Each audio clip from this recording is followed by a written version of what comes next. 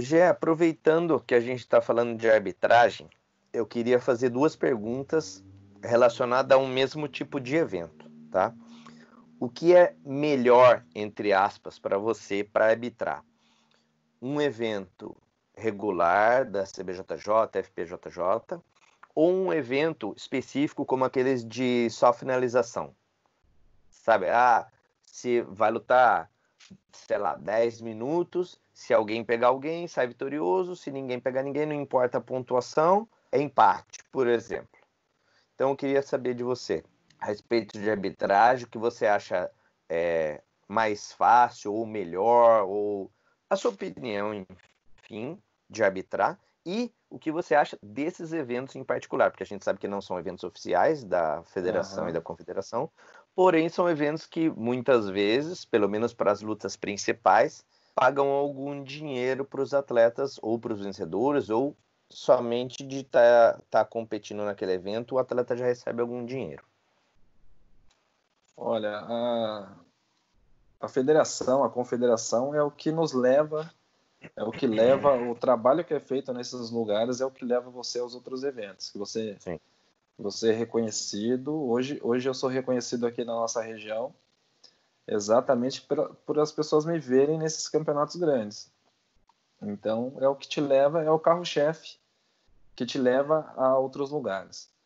Mas a responsabilidade lá é muito, muito maior, digamos assim, porque ali é valendo um título mundial, é valendo um campeonato brasileiro, um campeonato paulista, e as regras, às vezes, elas são interpretadas de maneira diferente.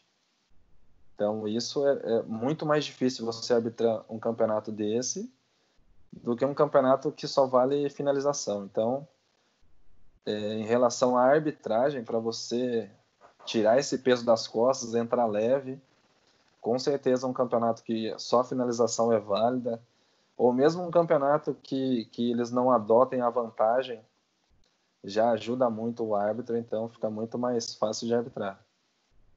Mas eu gosto de estar ali. Para mim, independente de qual forma é o campeonato, eu gosto de estar ali dentro. Mas com certeza o campeonato que é só finalização, ou, que nem eu falei, só tirando a vantagem, já é muito mais fácil de arbitrar. Perfeito, perfeito. No Brasil, acontece pouco, não vou nomear atleta, né? Mas no Brasil acontece pouco, pelo menos eu tenho visto pouco, as pessoas que eu tenho conversado têm visto pouco também. Mas nos Estados Unidos, acredito que até pela gama de eventos desse tipo que a gente está comentando, né, de submission only, né, que eles falam, que é o nosso até pegar, começou a existir aquele famoso trash talking no jiu-jitsu. Sim. Você acha válido para o esporte? Você acha besteira? Você acha que desde que o atleta faça a merchandising dele lá, faça o merchan dele e, para tentar entrar na mente do adversário e tentar ganhar e vender o evento? A gente sabe que nos Estados Unidos muito evento vende por pay-per-view, porque passa em site, passa em alguma plataforma digital. O que você pensa disso, Gé? Olha, eu sou da velha guarda, então eu sou da época que o faixa branca nem falava dentro do tatame. Nem me fale. Então, às vezes você chegava, sentava, ficava ali no cantinho, perna cruzada, só ouvindo. Então, como eu sou dessa época, eu sou totalmente contra isso. Mas pensando no lado comercial da coisa, é o que vende, é o que vai dar dinheiro. Então, não critico quem faz, mas eu não faria.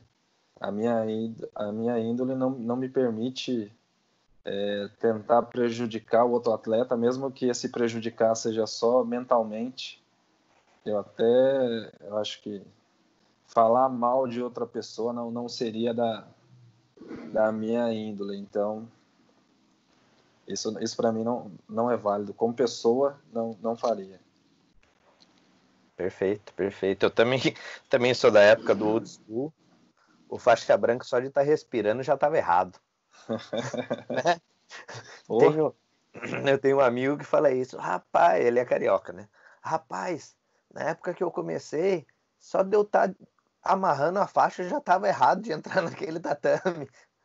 E ele foi aluno direto do Carson Gracie. Então, quer dizer, é um cara que tem uma propriedade para falar, né? Ele contando, né? Quando ele era faixa branca, faixa amarela, treinava Libório, Zé Mário, Amaury Bittet, tudo de preta já. Imagina ele ali de Nossa. faixa, porque não existia turma infantil também, né? Tem isso, né? Aham.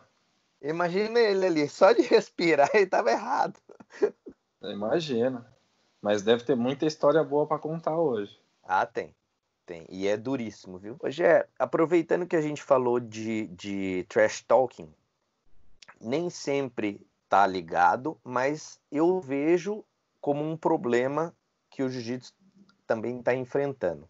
A questão do ego. Tem muita gente que coloca aqueles quadros bonitos, né, na entrada da academia, deixa o ego do lado de fora, ao entrar no tatame, deixa o ego para trás, papapá. Mas a gente sabe que na prática, às vezes um garoto, ou mesmo alguém da categoria adulto, ganhou ali um campeonatinho regional e já acha que é o novo bochecha, né? A nova sensação do jiu-jitsu. Como você vê essa questão do ego no jiu-jitsu atual? Eu acho bem complicado isso, mas isso é trabalhado dentro da academia, né? Se o cara consegue se crescer assim dentro da academia dele, eu acho que alguma coisa está errada. E como eu disse antes, da nossa época, você era faixa branca, você sentava e ficava quieto. Tinha a hierarquia, você sabia, você respeitava aquilo, né? Hoje não, então alguma coisa dentro dessa academia está errada. Mas infelizmente é uma coisa que vem crescendo e muito. A gente vê aluno que é lógico que quando você é professor e você só está dando aula, é diferente de você ser um professor que compete. E aí você pode ter alunos que competem e aí a diferença fica gritante quando um aluno treina o tempo todo e você vai fazer um rola com ele e você acaba perdendo aquele rola ali. Mesmo você já sendo um faixa preta e o cara sendo um faixa roxa, um faixa marrom. Então o cara acha que ele já é melhor que o professor dele porque ele conseguiu fazer o professor dele bater. Então isso já começa a ficar estranho aí. Eu tive uma época que eu estava treinando muito e todas as vezes que eu ia treinar com meu professor, eu nunca cheguei em uma posição de finalização nele porque eu achava não que ele não ele ia achar ruim isso, mas eu como pessoa em respeito a ele, eu nunca botava uma posição de finalização para cima dele. Eu queria rolar, rolar, rolar, rolar, sempre solto ali para que a luta fluísse. Às vezes eu era finalizado porque deixava de fazer alguma coisa, mas em respeito a ele, não que eu era melhor que ele, é porque o meu físico estava melhor, eu estava treinando muito mais que ele, então a questão não é essa. Quando a pessoa acha que ela é melhor que a outra, ela acaba confundindo as coisas e aí acaba tomando esse lado errado do jiu-jitsu aí, que é um lado também que eu não gosto. Certíssimo, certíssimo. Eu costumo fazer uma comparação voltada para o atleta, né? Como você acabou de dizer, que ego não tem nada a ver com autoestima. Que o atleta, principalmente o atleta competidor, o cara que compete em nível nacional, internacional, o cara tem que ter uma autoestima. Que não é a soberba. Também existem três tipos, né? Na minha cabeça, assim, existem três tipos de situação. O ego, que é isso que a gente estava comentando. A soberba, aquele cara que fala, não, a hora que faltar um minuto eu raspo ali, aí eu pego ele assim, pego ele assado. E a autoestima, a autoconfiança do cara saber, eu sou bom em raspagem da guarda-laço, então eu vou jogar ali e aí ele monta o jogo dele de competição voltado para isso, que daí eu acho muito positivo, porque o cara que é atleta, o cara que compete, ele tem que ter autoestima. Lógico. Não pode ser exacerbada, mas ele tem que, até porque vai favorecer ele montar o plano de jogo que ele vai executar ali naquela competição ou contra um determinado atleta. né? Sem É isso que dúvida. muita gente quer justificar. Não é que é o meu ego que está elevado, que eu estou fazendo isso, estou fazendo aquilo, é que eu tenho uma boa autoestima porque eu sou competidor. Tá de brincadeira, né? O cara fala isso, mas é legal assim. Eu gosto bastante de pontuar essa diferença justamente para tirar esse mito, né? De que o ego nada mais é do que a autoestima do atleta. Pelo amor de Deus, né? Tem gente que gosta Eu, de usar desculpa para fazer besteira. dentro disso, uma vez eu vi uma história do mestre Otávio de Almeida. O mestre Otávio de Almeida contou uma história uma vez que um aluno dele, faixa azul, na época era um fenômeno. Ele chegou na academia dele e falou: mestre, eu não vou sair da equipe, não vou treinar mais porque já não tem treino aqui para mim, estou batendo em todo mundo. Então, aí o mestre falou para ele, falou: então vamos fazer o seguinte, faz o último treino hoje e aí depois você pode sair tranquilo. E aí o mestre falou que nesse último treino o mestre colocou ele em situação difícil. Ah, vamos começar um rola? Começa por baixo, o outro nos 100 quilos. Ah, o próximo rola, o cara vai começar nas tuas costas. Ah, o próximo rola vai começar montado. Então, todos os rolas ele começou em posição difícil. Então, em posição difícil, ele tomou sufoco de todo mundo. Então, quando o cara tá jogando na boa, é fácil para ele. Se o cara é mais pesado, mais forte, se ele cair na boa por cima, se ele tiver um domínio bom, ele vai te amassar ali. Então, quando ele foi colocado à prova mesmo, e ele viu que não era nada daquilo que ele tinha falado, que batia em todo mundo, entendeu? Então, essa foi uma grande história que eu ouvi do mestre. Quando você senta com os mestres assim para ouvir essas coisas, é maravilhoso. E isso aí é uma lição que eu acabo levando para a vida. Às vezes, o atleta ele se acha demais é porque ele faz só aquilo. A hora que ele é colocado num sufoco, aí o leão vira gatinho. É excelente comparação, já é excelente, excelente. Realmente é difícil. E ainda mais hoje, né, com YouTube, inúmeras mídias sociais aí, o cara vê uma posição mirabolante, já tenta fazer, aí dá certo uma vez, e aí o cara já fala que, nossa senhora, eu tô o bicho em tal posição. É complicado, né, cara? Porque às vezes, vamos supor, né?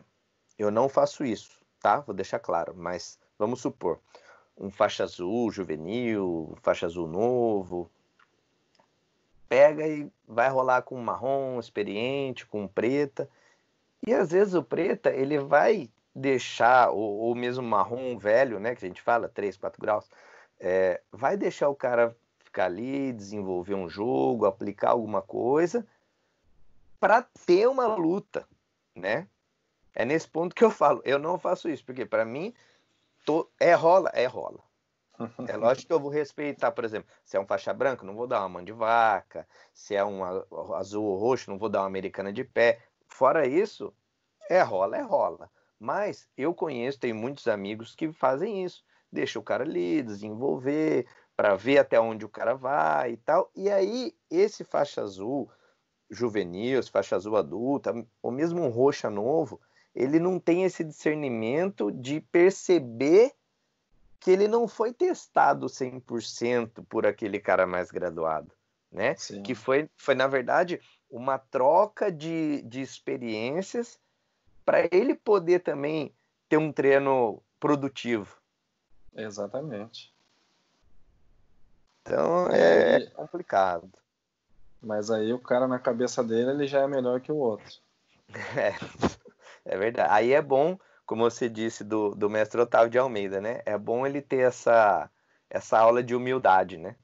Exatamente. Sentiu na pele. É.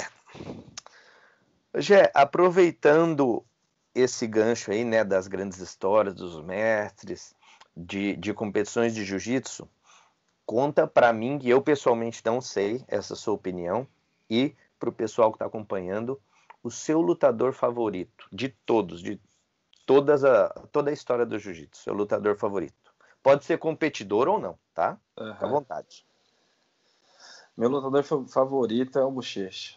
Não acho ele o cara mais técnico do mundo, mas o coração dele de tá perdendo uma luta ali, correr atrás o tempo todo, eu acho fantástico. Esse espírito de nunca aceitar a derrota, eu acho fantástico. Então, já tive a oportunidade de treinar com ele e é um cara fora da curva. Para mim, é o cara que tá lá em cima no jiu-jitsu, não tem jeito. Hoje é ele. Ele é diferenciado, realmente, você tem razão. Ele é um cara que ele demonstra o espírito do guerreiro, né? Exatamente, Se não ele tá para nunca. ganhando, se ele tá ganhando, ele quer finalizar, se ele tá perdendo, ele quer recuperar. Falte 10 minutos ou falte um segundo, né? Para ele não tem tempo. Eu lembro de uma luta dele com o Rodolfo, e o Rodolfo, acho que faltando poucos segundos, ele consegue raspar o Rodolfo. Isso foi lá em Abu Dhabi. Foi um negócio fantástico. Acho que faltavam menos de 5 segundos quando ele raspou o Rodolfo. E aí você imagina, raspar o Rodolfo Vieira no auge dele, qualquer um, acho que ali naquela posição teria desistido. E ele foi lá e raspou e foi campeão. É um negócio fenomenal. É verdade. Tem razão.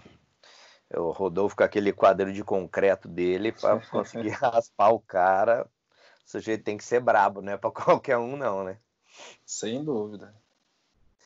Hoje e fora do jiu-jitsu e do pilates, uma coisa que você faça assim com maestria, que você faça bem. Conta pra gente. Cara, não é que eu faço bem, não. Mas eu aprendi eu fui fazer aula de dança há um tempo atrás. E foi um negócio que me encantou muito. Então a dança me levou dança de salão, né? Então eu vou com a minha esposa, agora não, nessa época de pandemia a gente tá parado, mas dançar é uma coisa muito boa, faz muito bem. Eu lembro, inclusive, uma vez que eu ia te fazer uma visita para poder fazer um treino com você, e aí, bem no dia que eu consegui uma brecha, era o dia que você tinha a aula de dança de salão aí. Então, bacana, já é bacana, uma atividade diferente, né? Do que a Exatamente. gente está acostumado assim para o pessoal do jiu-jitsu e tal. E bacana você dar esse depoimento para a gente também. E aquela coisa que, mesmo que você saiba ou consiga fazer, você detesta fazer. Nossa, isso é difícil. Lavar a louça não vale, hein? Que a Juliana vai te bater. Não, lavar louça realmente é horrível. Tô pensando uma coisa aqui que eu não gosto de fazer. Cara, é difícil responder essa pergunta, hein? Bem difícil. Caraca, me pegou agora, não sei. Fica com a louça, Não então. sei, não sei te responder. Vamos ficar com a louça. E em termos de lesão, Jé, qual lesão foi a pior, assim, para você? Ou porque você estava competindo bastante, ou porque foi difícil de curar a lesão? Olha, no jiu-jitsu eu tive poucas lesões. Isso é uma coisa muito boa. É difícil. Hoje eu tenho 40 anos, vou fazer 41. E você chegar sem lesões assim é muito raro. Mas eu tive uma lesão jogando futebol. Isso com 10, 12 anos. Eu quebrei o fêmur jogando futebol. Caraca! E eu fiquei um ano deitado. Eu fiz a cirurgia, fiquei 7 dias internado para poder fazer a cirurgia. E antes mesmo de fazer a cirurgia, na primeiro hospital que me levaram, o médico, quando minha mãe chegou, ele falou para minha mãe torcer para me achar um médico bom, porque senão a minha perna não ia voltar mais ao normal, porque meu osso ele estilhaçou. Então eu poderia ter ficado com a perna menor que a outra e aí ter levado a várias outras consequências. Mas aí tive a sorte de achar um médico bom, meu convênio era muito bom na época. Fiquei internado 7 dias, fiz a cirurgia. Depois da cirurgia eu fiquei engessado. Aí o médico me engessou todo, me engessou até o peito, Nossa! engessou, engessou toda a perna e engessou a outra perna também. Então eu tive que ficar 6 meses deitado, porque ele falou que eu estava em fase de crescimento, eu não poderia me mexer. Então eu tinha que ficar deitado. Então você imagina, 6 meses deitado, fazendo tudo ali na cama. Foi uma situação bem complicada. Depois desses 6 meses aí, tirei o gesso, fiquei com gesso numa perna só, mas não tinha força para me movimentar, para poder andar de muleta, que seja. Não conseguia, tive que fazer fisioterapia nos braços para ganhar força nos membros superiores, para poder conseguir sair disso. E aí, 2 meses nisso, quando eu comecei a andar de muleta, eu andava com aquela muleta que ficava embaixo da axila, que era o que me dava mais sustentação. Uhum. E aí eu peguei uma sarna, cara. Foi um negócio maluco. E aí eu não sei se foi da muleta, porque na época minha mãe pegou uma muleta emprestada numa igreja. E aí eu peguei sarna daquilo e fiquei mais 2 meses sem poder andar, porque eu não conseguia colocar a muleta no braço. Então Cara, foi praticamente 1 ano aí de cama nessa lesão. Mas deu tudo certo e hoje consigo fazer as coisas normais. haja mindset, né, já? Haja mindset. O nego vem hoje com Então, palestra motivacional, falando de mindset, mas nem todo mundo passaria bem por uma situação dessa, hein? é bem complicado. Isso lembrando, né? Não é a tecnologia que a gente, porventura, tenha hoje da medicina, né? Isso era o quê? Fim de década de 80, começo de 90. Pô, 92, eu acho. Então, Não tinha essa tecnologia, não. Nem cara, pra imagina assim, moleque deitado ali na cama e não tinha nem o que ver na TV, né? A gente via os canais abertos e eu lembro que na época meu pai me deu um Atari. O Atari era o que me era o salvava ali. passatempo. Era o passatempo, era o Atari. É uma loucura, mas passamos. Tá certo.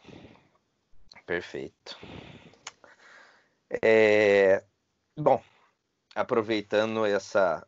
Eu nem imaginei que essa pergunta levaria a uma experiência de vida tão traumática e que você tenha se saído tão bem pro tanto que isso podia ter te prejudicado. Então eu me sinto ainda mais abençoado de ter esse contato com você, porque talvez se não fosse isso, a gente nem chegaria a se conhecer, né, Jé? Exatamente. Então realmente as coisas acontecem sempre por um propósito. Jé, eu sei que talvez não seja uma pergunta muito corriqueira e também não está relacionada diretamente ao tema do nosso podcast, mas é uma coisa assim que me faz pensar muito e eu admiro muito o seu jeito de ser, o seu jeito de agir perante inúmeras situações. E eu acho que isso está intimamente relacionado com o viés religioso que você segue. Você se importaria de falar um pouquinho para a gente de como você conheceu o budismo e o que levou você a praticar o budismo? Claro. Eu conheci o budismo através de um amigo que é meu tatuador, por acaso eu tenho algumas tatuagens, né? E eu passava muito tempo com ele ali tatuando e ele sempre falando sobre o budismo. E aí um dia eu fui numa reunião com ele. E aí o budismo, quando eu conheci o budismo, foi uma coisa assim que eu acho que eu precisava muito daquilo. Eu sempre fui católico não praticante, né? Minha família é católica. E o budismo me mostrou um outro caminho, porque eu sempre tinha muitas perguntas, coisas, dúvidas. Por exemplo, hoje num momento de pandemia, e aí eu vejo minha mãe fazendo a oração dela, e ela fala assim, não, Deus vai ajudar, Deus vai ajudar. E aí eu penso comigo, por que Deus não ajudou antes então? E deixou eu chegar nesse ponto, sabe? Não criticando quem acredita, mas eu acho assim, eu acredito em Deus, o budismo que eu pratico, a gente acredita em Deus, mas não Deus como os católicos acreditam. Eu acredito em Deus como criador de tudo, como uma energia que gira o mundo, que gira o universo. Mas Deus não é culpado de nada e nem as coisas boas que acontecem comigo têm relação com Deus. Um exemplo disso, muitas pessoas falam assim, se Deus quiser vai dar certo. Pô, Deus não quer isso para você, ou Deus não vai te dar isso porque ele está te punindo. Deus não é isso. Eu acho que Deus não é aquela pessoa que vai te punir ou aquela pessoa que vai te ajudar, sabe? Eu acho que você planta e o budismo ele bate exatamente em cima disso. Você planta, você vai colher. Se você planta coisa boa, consequentemente você vai colher uma coisa boa. Uma aluna um dia me falou assim, nossa, Deus gosta muito de mim. Aí eu falei, mas por quê? Ela falou, eu estava vindo aqui para a academia, um carro desviou, o carro vinha bater no meu carro, e ele desviou e bateu no carro de trás. Aí eu falei, caramba, Deus gosta muito de você, mas não gosta do cara de trás. Detesta o cara de trás, né? Então eu acho assim, as pessoas têm Deus, eu acho que qualquer religião é válida, mas as pessoas, infelizmente, eu acho que têm Deus de uma forma totalmente diferente do que ele realmente é. Eu posso até estar errado na minha visão, mas isso é o que eu acredito. E o budismo a gente prega o bem, independente se a pessoa é minha amiga ou se a pessoa não é minha amiga. Eu sempre quero o bem para ela e sempre procuro fazer o bem, porque eu sei que fazendo o bem, eu estou plantando aqui para colher lá na frente. Então essa é a ideia do budismo, é você plantar para colher bem. Certíssimo. Beleza. Rogério, eu vou fazer um segundo coffee break, tá? Nesse coffee break, pessoal, a gente vai anunciar os nossos patrocinadores. É rapidinho, logo logo a gente volta.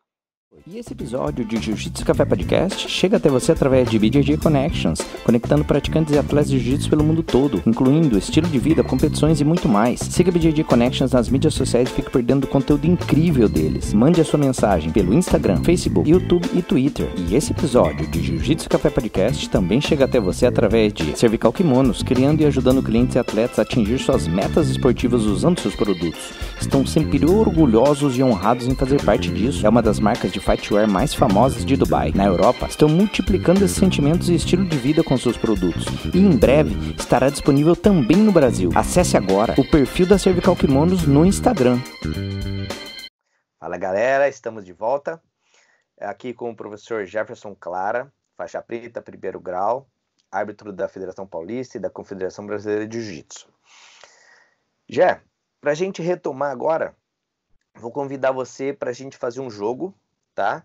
É um joguinho rápido, perguntas de bate-pronto. Eu vou te fazer algumas perguntas. Responde a primeira coisa que vier na sua cabeça, beleza? Para ficar bem divertido. Pode ser? Show, beleza. Vambora. Vamos lá, então. Kimono, branco, preto ou azul? Branco. Branco, tradicional, excelente. Jiu-jitsu tradicional ou no-gi? Tradicional. Por quê? Cara, meu jogo é jogo de pegada, né? Eu gosto de fazer muito guarda-laçada, então, sem pano, perco toda a noção do... Aí tem que mudar totalmente o jogo. Tá certo. Só vou treinar com você no-gi agora. Academia ou lugar, ginásio, arena, mais maneiro que você já tenha visitado, treinado ou competido? Tijuca Tênis Clube. O Templo. Música favorita que você escuta quando você sai para treinar? Cara, eu sou bem eclético em relação à música, eu ouço de tudo, mas um bom rock and roll para treinar é o bicho. Algum medo extremo que você tenha ou alguma fobia? Borboleta. Você tá de brincadeira. Cara bravo desse. Tá certo. Não, ó, deixa eu falar uma história sobre borboleta. Arbitrando um campeonato um dia, Copa Kings, aqui em Limeira. De repente, eu acho que por ter medo, eu sempre vejo primeiro. E eu vejo aquele monstro voando para minha área, sabe? Parecendo que vinha me atacar mesmo, que eu acho que ela vai me atacar a qualquer momento. E aí eu tava arbitrando a luta, cara.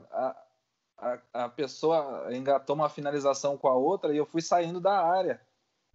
Eu fui saindo da área e finalizou e eles pararam lá e eu saindo da área porque ela estava na minha área ali. Eu fiquei, puta, não acredito.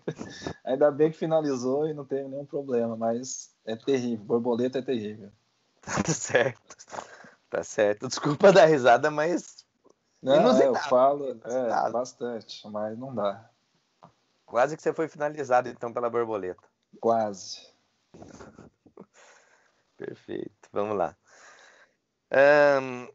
Seu maior objetivo dentro do jiu-jitsu, ou que você já tenha realizado, ou que você está buscando? Meu maior objetivo é formar pessoas de caráter. Eu gosto muito de dar aula para crianças, então quanto mais crianças a gente formar em relação a criar pessoas melhores, um ser humano melhor, porque como pai e como professor eu acabo sendo exemplo. Então eu tento fazer de tudo para as crianças terem um bom exemplo e seguirem esse exemplo para a vida. Maravilha, maravilha. Cidade favorita que você já visitou através do jiu-jitsu? Não vale passeio que você escolheu, através do jiu-jitsu. Minha cidade favorita? Olha, já fui para tanto lugar. Aqui no Brasil, Rio de Janeiro, eu acho que por tudo que envolve ali, o Rio É diferenciado, né? é diferenciado. E fora? Por fora, eu não fui para fora através do jiu-jitsu, não. Então, fico te devendo essa resposta aí. Tá certo. Verão ou inverno? Qual a melhor época para você treinar? Verão, sem dúvida. Eu já sei, mas eu vou perguntar pro pessoal saber também. Seu super-herói favorito? Eu tenho até a tatuagem aqui. Eu gosto muito de super-heróis. Eu tenho a tatuagem do Superman aqui no braço, então acho que o Superman é o cara. Show. Uma comida que não seja saudável, que você adora comer? Qualquer uma que seja no McDonald's. Mac é fora da curva É vida, também. é vida. Muito embora eles não deram um centavo pra gente falar o nome deles aqui, hein? Que isso fique claro, senão vão achar que a gente tá fazendo propaganda ainda. Gé, algum livro que você recomenda pro pessoal, que você já tenha lido, e se você está lendo algum livro agora, que livro é? Cara, hoje em dia eu tô lendo muitos livros sobre a prática budista, né? É o que eu tenho aqui, são livros sobre a prática. Show Me de deixa bola. mais concentrado aqui. Algum específico que você pode recomendar para o pessoal que está assistindo o podcast? Na verdade, o que eu tenho aqui ele é específico para a galera que pratica o mesmo budismo que eu, né? Então é um livro até difícil de se achar, que ele conta sobre as cartas que foram escritas e a história do budismo que eu pratico, né? Entendi. Uma coisa bem É bem específica. ímpar, né? Isso. Tá certo. Show de bola, Gé. Detonou 10-0, vitória sua. Aí ficou fácil. Oi, Gé. Agora o nosso podcast está se aproximando do final. Queria te perguntar os objetivos para 2020 e 2021, né? Porque 2020 aparentemente é se manter vivo, né? Já que a gente está passando por tudo isso. E nesse segundo semestre aí, final do ano, e para 2021, seus objetivos? Esse final de ano é sobreviver. Não tem tanto emocionalmente como financeiramente também. São os pontos que pegam aí. E o grande lance para 2021 era tentar voltar a competir. A minha esperança, esse ano eu voltei a competir, falei, putz, vou voltar a treinar, vou competir. Teve o primeiro campeonato do ano, que foi o Sul Brasileiro, eu fui para lá, não treinei o suficiente, mas o fato de voltar a pisar num tatame de novo para competir era o que eu queria. E tinha esse foco para voltar a competir esse ano. Mas nós somos interrompidos, então a ideia é começar isso aí em 2021. Perfeito. Gé, suas considerações finais, alguma mensagem que você queira deixar? A mensagem que eu quero deixar, eu acho que todos nós, pais, mães, irmãos, esse momento de pandemia faz com que a gente esteja mais próximo da família, e às vezes os conflitos vêm e você tem que pensar que às vezes as pessoas têm formas diferentes de amar e de demonstrar esse amor. Às vezes o pai não consegue passar isso para o filho até acha que o pai não gosta dele, ou algo desse tipo, mas existem diversas formas de demonstrar o amor, e eu acho que as pessoas têm que se dedicar mais a isso, se abrir mais para poder entender o outro também.